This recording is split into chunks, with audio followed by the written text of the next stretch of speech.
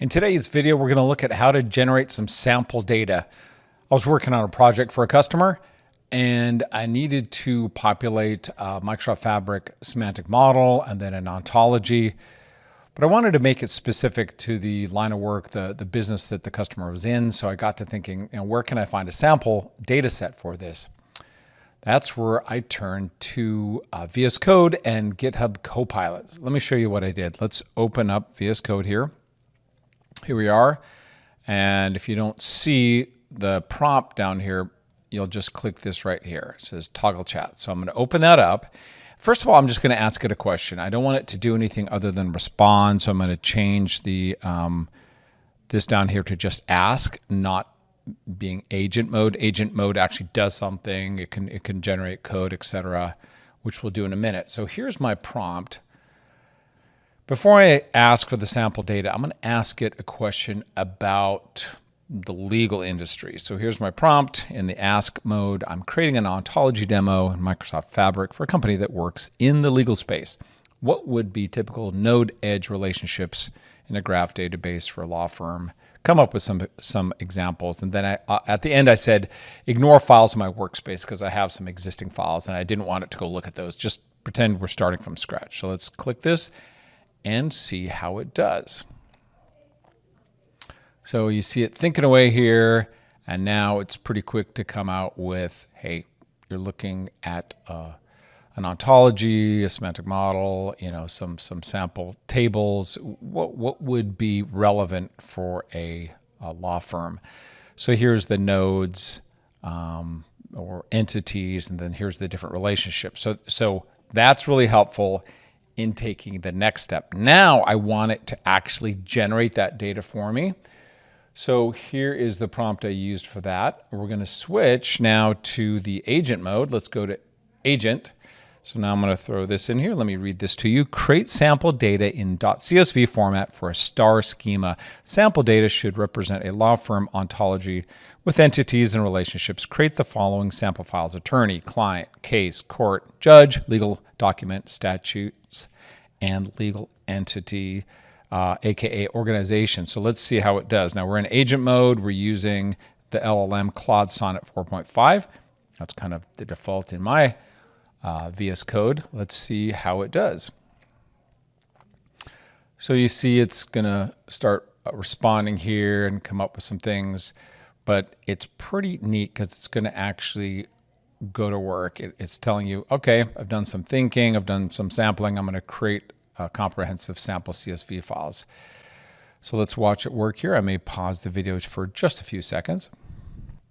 Okay, so probably about a minute went by, and it comes back and says, created 8 CSV files with comprehensive law firm ontology data in this folder. Law firm ontology. So if you look over here, this did not exist before. Let's open it up. There are our files. So that's how we generated the data. Now, let's pull that data into Microsoft Fabric. Let's jump over here to my Lakehouse. And I've got a folder called generated sample data. How do we get the data in there? Let's just say upload files. Let's go to our folder here and upload all of our files. These are going to be dimensions, and then the case one here, this will most likely be our fact table. So let's upload all of those. That is complete. Now, how do we get these? These are just files in our Lakehouse, but we want to make tables out of them. So the way we can do that, let's start with the attorney one, say load to tables, say a new table. Let's pick, we're going to do a schema called sample data, and this will be attorney. So let's give that a minute to load. You can see the progress over here. Okay, so a few minutes later, all those tables have been loaded. Let's look at our Lakehouse. Now, we were just looking at the files that we uploaded. Let's go to our Lakehouse tables and then the schema sample data. And we can just kind of view the data. Here we have the data. Let's go to case. This is going to act hopefully as our fact table. So let's create a semantic model from this. New semantic model, and we're just calling this law sample data. Let's scroll down to our schema down here, sample data. We can click that checkbox and it's going to pull in all the different entities. Now let's give it a confirmation and let it create its semantic model.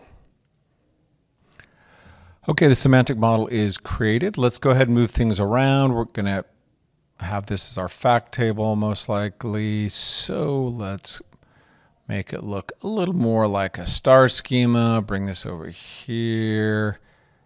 Yeah, something like that. That'll do. I sometimes like to expand that out to see all the different columns. Okay, so now we are in the process of creating the relationships. Let's go to here. We've got attorney ID here. So let's grab attorney ID here and drag it out to the attorney ID here in this dimension table.